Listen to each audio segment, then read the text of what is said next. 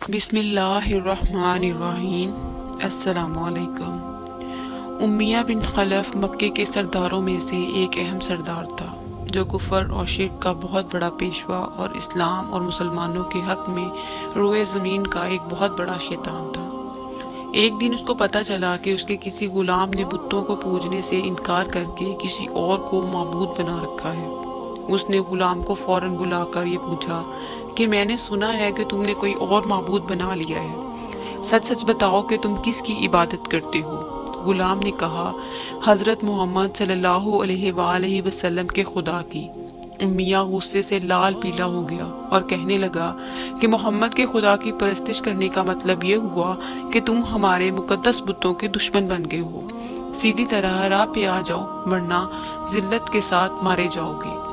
میں یہ ہرگز برداشت نہیں کر سکتا کہ تم بتوں کے پوجا کرنے والے کے غلام رہ کر محمد کے خدا کی پرستش کرو۔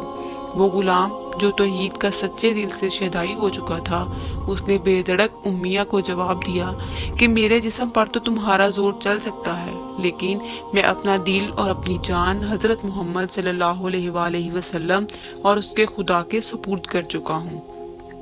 اب اللہ کی عبادت ہی میری زندگی کا مقصد ہے اور تمہارے خود سے بنائے ہوئے بتوں کو پوجنا میرے بس کی بات نہیں۔ یہ جواب سن کر امیہ بن خلف غیر و غضب سے دیوانہ ہو گیا۔ ایک غلام نے اسے بے دھڑک جواب دے دیا تھا۔ اس نے کڑک کر کہا کہ اچھا تو پھر اپنے بے دینی کا مزہ چکھ لو۔ میں بھی دیکھتا ہوں کہ محمد اور اس کا خدا تجھے کیسے بچاتے ہیں۔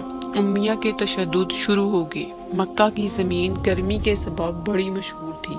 امیہ اپنے غلام کو دوپہر کی تپتی دھوپ میں زمین پر لٹا کر سینے پر بھاری پتھر رکھ دیتا تھا کہ وہ کروٹ نہ لے سکے، پھر کہتا تھا کہ محمد کے دین سے باز آ جاؤ، لیکن اس علم کے باوجود اس غلام کے منہ سے سوائے آہد آہد کے کچھ نہیں نکلتا تھا۔ امیہ مزید غضبناک ہو کر اسے مزید اذیت دیتا جاتا۔ ایک مرتبہ تو امیہ نے ظلم کی انتہا کر دی۔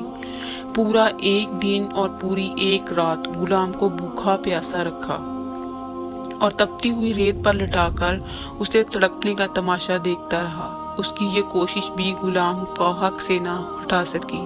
آخرکار تھک ہار کر امیہ نے مکے کے بدمعاش لڑکوں کو بلایا۔ ان سے کہا کہ اس غلام کو اتنی اذیتیں دو کہ یہ محمد اور اس کے خدا کا نام لینا بھول جائے۔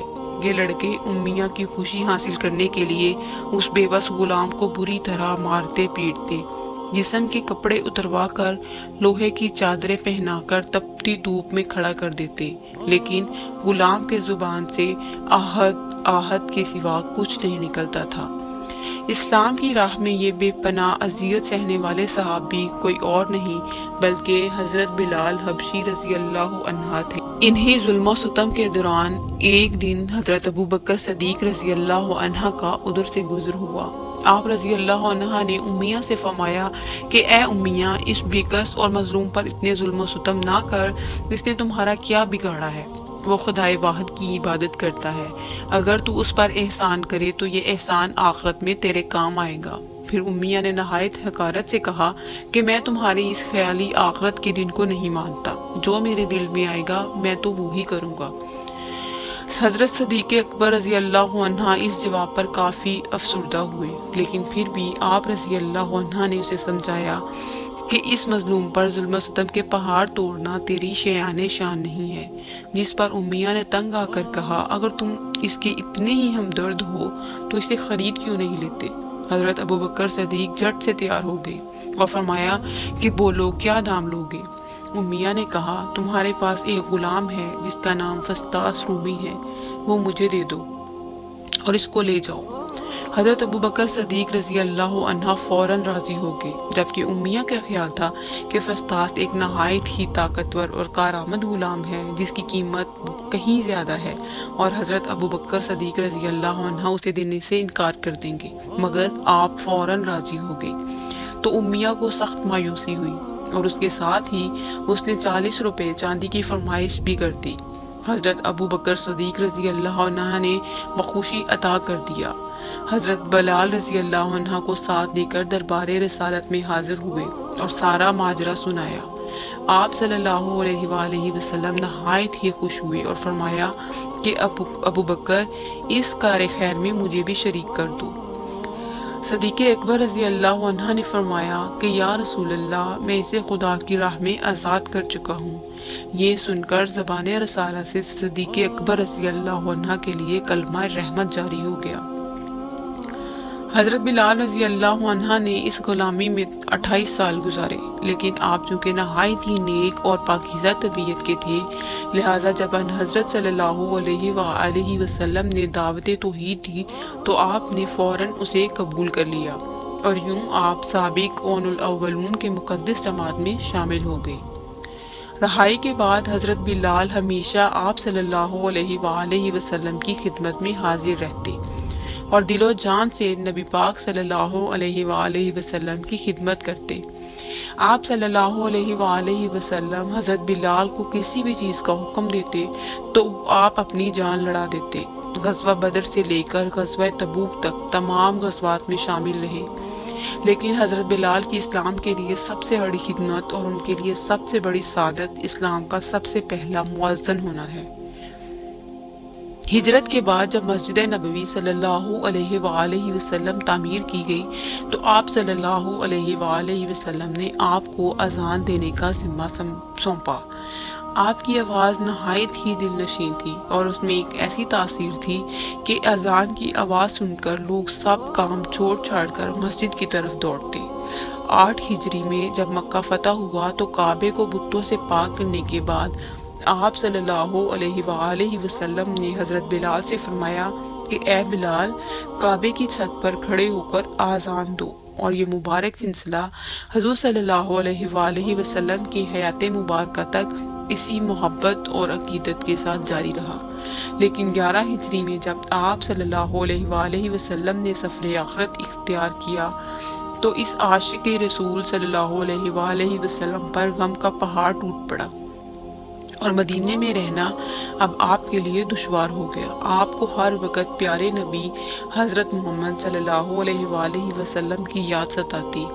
آپ صلی اللہ علیہ وآلہ وسلم سے آپ نے سنا ہوا تھا کہ مومن کے لیے سب سے افضل عمل جہاد فی سبیل اللہ ہے، لہٰذا آپ رضی اللہ عنہ نے خلیفہ اول حضرت ابو بکر صدیق رضی اللہ عنہ کی خدمت میں حاضر ہوئے اور جہاد پر جانے کی اجازت طلب کی، لیکن حضرت ابو بکر صدیق رضی اللہ عنہ نے آپ کو خدا کا واسطہ دے کر کہا کہ مجھے اس بڑھاپے میں تنہا چھوڑ کر مت جاؤ۔ حضرت بلال نے اس شرط پر حضرت ابو بکر صدیق رضی اللہ عنہ کی بات مان لی کہ اب وہ رسول اللہ صلی اللہ علیہ وآلہ وسلم کے بعد کسی کے لیے اذان نہیں دیں گے۔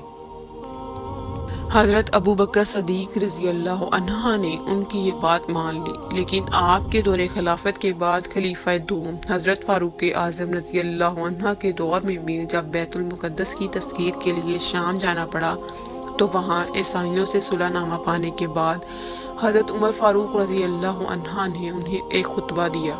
حضرت بلال سے درخواست کی کہ آج جب کہ قبلہ اول پر توحید کا پرچم لہرا دیا ہے تو اس باعظمت موقع پر اگر آپ اذان دیں گے تو ہم آپ کے مشکور ہوں گے۔ حضرت بلال رضی اللہ عنہ نے یوں ہی اذان دینی شروع کی تو صحابہ اکرام کو عہد نبوی کی مبارک یاد تازہ ہو گئی، ان پر رکعت طاری ہو گئی۔ شام کے معرکے کے بعد حضرت بلال نے شام ہی کے ایک گاؤں میں رہائش اختیار کر لی، کیونکہ مدینے میں ہر وقت آپ کو حضرت محمد صلی اللہ علیہ وآلہ وسلم کی یاد ستاتی رہتی تھی۔ لیکن ایک دن آپ نے آپ صلی اللہ علیہ وآلہ وسلم کو خواب میں دیکھا۔ آپ ان سے فرما رہے تھے کہ اے بلال، کیا ابھی وقت نہیں آیا کہ تم ہماری زیارت کے لیے آؤ؟ اس خواب نے آپ کو بہت تڑپا دیا اور آپ بے تاب ہو کر فوراً مدینہ روانہ ہوئے۔ مدینہ پہنچ کر حضرت بلال نے روزہ اقدس پر حاضری دی اور اس درد سے روئے کہ حاضرین بھی اشکبار ہو گئے۔ وہیں حضرت امام حسن رضی اللہ عنہ اور حضرت حسین رضی اللہ عنہ بھی موجود تھے۔ نانا کے پیارے نواسوں کو آپ نے اپنے ساتھ چمٹایا اور بے تحاشا چومنے لگے۔ حضرت حسن رضی اللہ عنہ اور حسین رضی اللہ عنہ نے آپ سے اذان فجر کی فرمائش کی، بھلا اس میں رد کرنے کی کہاں گنجائش تھی۔ اگلے دن جب فجر کا وقت ہوا تو آپ نے اذان دینی شروع کی۔ لوگوں کو عہد رسالت کی یاد تازہ ہو گئی اور لوگ اس طرح روتے ہوئے مسجد کی جانب چلنے لگے جیسے کہ نبی پاک صلی اللہ علیہ وآلہ وسلم کا دور واپس آ گیا ہو۔ ایسا دردناک منظر اس کے علاوہ کہیں دیکھنے کو نہیں ملتا۔ حضرت بلال حبشی رضی اللہ عنہ نے 60 سال کی عمر میں وفات پائی۔ آپ کا مزار دمشق میں ہے۔ آپ کو دربار رسالت میں خاص مقام حاصل تھا۔ ہم سب بھی اللہ تعالیٰ سے دعا کرتے ہیں کہ ہمیں بھی حضرت بلال حبشی رضی اللہ عنہ کی صفات میں سے کچھ صفات عطا فرما دے، آمین۔ امید ہے کہ آپ کو میری ویڈیو پسند آئی ہوگی۔ اگر آپ کو میری ویڈیو پسند آئی تو اسے لائک اور شیئر کریں اور میرے چینل کو سبسکرائب کریں۔ اللہ حافظ۔